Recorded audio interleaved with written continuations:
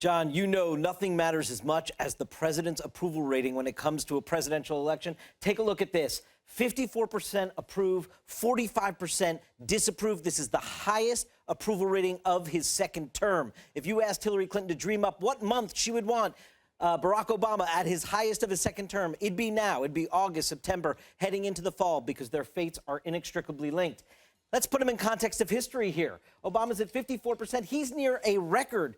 30% is where the approval was for George W. Bush at this point of his presidency, 57% for Bill Clinton, who was still riding that post-impeachment bounce, and 54% for Ronald Reagan at this point in his second term. So Barack Obama is near historic highs in the modern era. Let's also look at how Hillary Clinton and Barack Obama are tied together. We asked folks, would Clinton's policies be a continuation, the same as Obama, or would it be different from Obama? Nearly two-thirds of the country, 64%, say her policies will be the same as President Obama.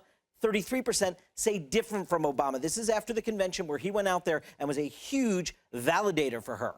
Now let's look at how people feel about the direction of the country. This is an important number.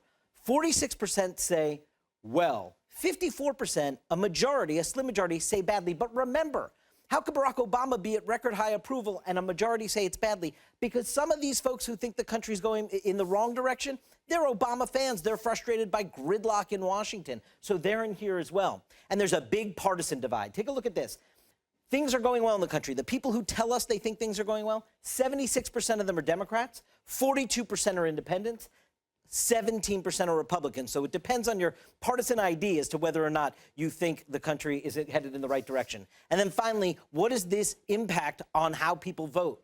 Among the very enthusiastic, the extremely enthusiastic, those people who tell us they're ready to go out and vote, 51% of them think the country's going well. Only 38% of the most enthusiastic voters tell us it's going badly. This is a warning sign for Donald Trump, because the more motivated voters are the ones that think the country's headed in the right direction right now.